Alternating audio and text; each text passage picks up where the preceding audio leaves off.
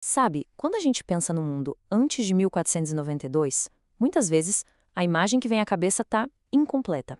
Não é que os continentes não existissem, claro, mas as histórias que nos contaram sobre eles deixaram muita coisa de fora. Enquanto a Europa seguia seu caminho, sociedades incríveis, super complexas, estavam florescendo na África e nas Américas. É sobre esse mundo, muitas vezes esquecido, que a gente vai conversar hoje. Então, a pergunta é: o que tinha de verdade na África e na América antes da chegada dos europeus? Aquela ideia de terras vazias, sabe? Ou de povos primitivos só esperando para serem descobertos? Não, isso não podia estar mais errado.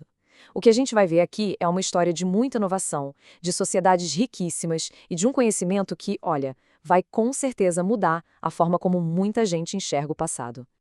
E o ponto-chave é exatamente esse. A gente não está falando de grupinhos simples, não. Eram civilizações de verdade, com organizações super complexas, com conhecimento avançadíssimo em áreas como matemática e astronomia, e com técnicas, nossa, técnicas geniais, perfeitamente adaptadas para o lugar onde viviam. É uma prova, sim, absurda da capacidade e da engenhosidade humana. Bom, e para organizar a nossa conversa, a gente vai seguir este roteiro aqui. Primeiro, a gente mergulha nas Américas para ver seus impérios cheios de engenhosidade. Depois, a gente cruza o oceano, vai para a África, conhecer reinos de uma riqueza impressionante. Aí vamos juntar tudo, comparar os saberes, as técnicas, e no final a gente fecha com uma reflexão sobre o legado que todo esse passado deixou. Então vamos lá, começando pelas Américas. Olha, muito antes de qualquer europeu pisar aqui, este continente era um lugar que fervilhava de vida, de cultura, era o lar de impérios com uma capacidade de inovar e de se organizar socialmente que é de cair o queixo. E para entender isso, a gente vai focar em três gigantes da América pré-colombiana. Primeiro, os Incas, verdadeiros mestres da engenharia lá nas alturas dos Andes. Depois, os Astecas, que fizeram o impossível, ergueram uma metrópole gigantesca em cima de um lago. E por fim, os Maias. Ah, os Maias, gênios intelectuais que até hoje nos deixam de boca aberta. Falando dos Incas, a organização social deles era uma coisa fascinante. A base de tudo era o que eles chamavam de ailo, que era tipo a comunidade familiar, o núcleo de tudo. E o que mantinha esses ailos unidos e fortes era o Aine. Pensa no Aine como um grande sistema de ajuda mútua, de reciprocidade. Na prática, era assim: hoje eu te ajudo na sua colheita, amanhã você me ajuda a construir minha casa. Isso criava uma rede de proteção social tão forte que basicamente ninguém ficava desamparado. Era uma tecnologia social incrível. E essa mentalidade coletiva se reflete diretamente na engenharia deles. Pensa só, como é que se planta comida nas encostas íngremes dos Andes? Bom, os incas resolveram isso com os terraços agrícolas. E olha que genialidade o processo. Eles primeiro analisavam o terreno, depois construíam muros de pedra para contenção, preenchiam tudo em camadas, pedra, cascalho, terra fértil e pronto. Eles transformavam uma montanha que não servia para nada em degraus gigantes e produtivos. Uma adaptação e um conhecimento técnico que, sinceramente, não tem igual. Agora, vamos dar um pulo lá para o que hoje é o México. 200 mil. Guarda esse número. Essa era a população estimada de Tenochtitlán, a capital dos astecas. Para a gente ter uma noção do que isso significa, na mesma época, cidades como Paris ou Londres não chegavam nem perto disso. A gente está falando de uma das maiores e mais bem organizadas cidades do mundo inteiro naquele tempo. Ok, mas aí vem a pergunta de US$ 1 milhão. Como é que se alimenta 200 mil pessoas numa cidade que foi literalmente construída em cima de um lago, de um pântano? A resposta é uma das coisas mais geniais que existem: as chinampas. Eram tipo uns jardins flutuantes, ilhas artificiais super férteis que eles construíam. Uma solução de engenharia e agricultura que garantia comida fresca o ano todo. Isso mostra de uma forma espetacular a capacidade de inovação dos astecas. Beleza? Agora vamos para os maias. Diferente dos incas ou astecas, eles não criaram um império gigantesco e unificado. Mas a sofisticação intelectual deles era fora de série. Talvez o maior legado que eles deixaram foi um sistema de escrita super complexo, um dos mais avançados de todas as Américas. Com ele, eles conseguiam registrar tudo: a história deles, a ciência, a mitologia. E aqui vem uma das maiores provas da genialidade deles.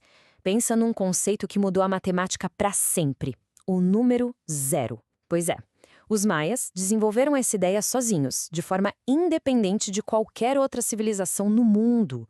E ter o conceito do zero permitiu que eles fizessem coisas incríveis, como criar calendários de uma precisão absurda e fazer cálculos de astronomia que estavam, assim, séculos à frente do seu tempo. Muito bem. Agora, vamos fazer uma viagem. A gente vai cruzar o Atlântico e desembarcar na África.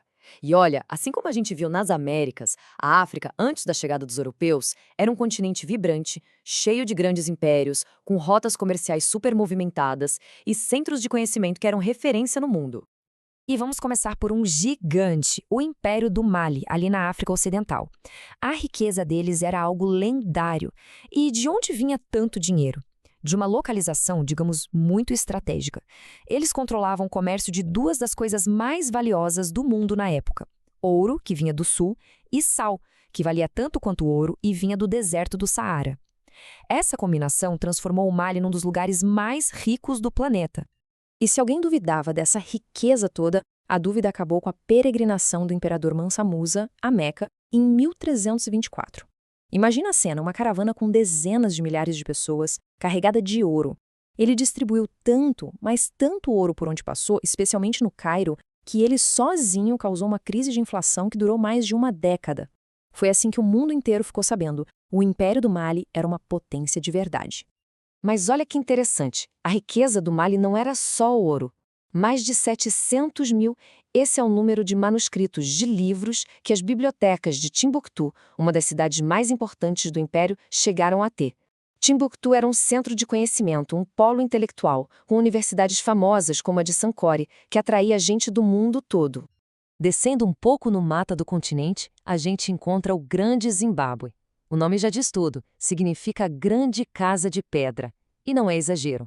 Era uma metrópole de pedra, com muralhas gigantescas. E o mais impressionante, construída sem usar nenhum tipo de cimento ou argamassa. Era tudo na base do encaixe perfeito das pedras. Uma demonstração de técnica de arquitetura e de poder que impressiona até hoje. Agora, lá onde hoje é a Etiópia, existia o reino de Axum. E eles eram uma potência marítima, uma potência comercial. Eles basicamente controlavam o comércio que passava pelo Mar Vermelho, ligando o Império Romano com a Índia.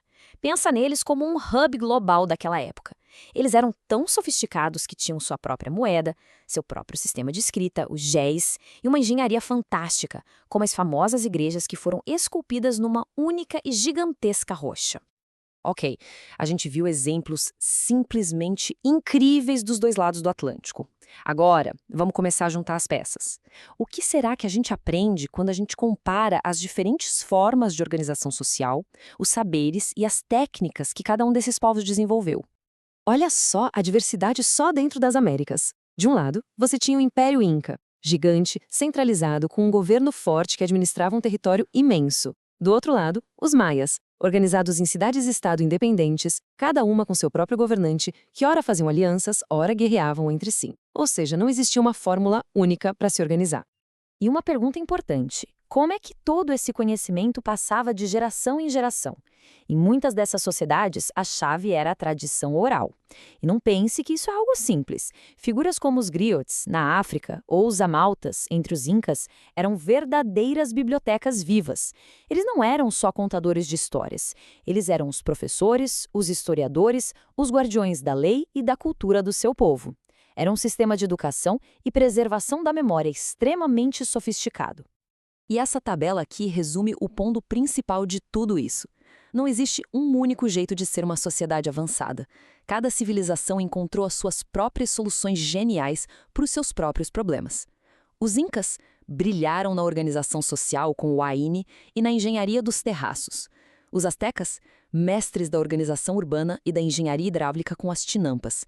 O Império do Mali, potência comercial com centros de estudo de renome mundial. O Grande Zimbábue, arquitetura em pedra de tirar o fôlego. Cada um era especialista na sua área. Certo. Depois dessa viagem toda, o que fica? Qual é o verdadeiro legado desse mundo que já era antigo e complexo muito antes de ser chamado de Novo Mundo? Acho que a grande lição é a seguinte: a história da humanidade não é uma linha reta, com um único caminho para o progresso. A capacidade de inovar, de criar sociedades complexas, o brilhantismo intelectual, Nada disso foi monopólio de um único continente ou de um único povo. Tudo isso floresceu de jeitos diferentes e igualmente fascinantes no mundo todo. E entender isso, de verdade, destrói qualquer visão simplista ou preconceituosa do passado. E isso tudo leva a gente a uma última reflexão. Pensa bem, muito do que a gente conversou aqui hoje foi ignorado ou até apagado da história por muito tempo. Se a gente só agora está redescobrindo a profundidade e a riqueza dessas histórias, fica no ar a pergunta: quantas outras vozes, quantos outros legados incríveis do nosso passado como humanidade ainda estão por aí, em silêncio, só esperando a chance de serem ouvidos?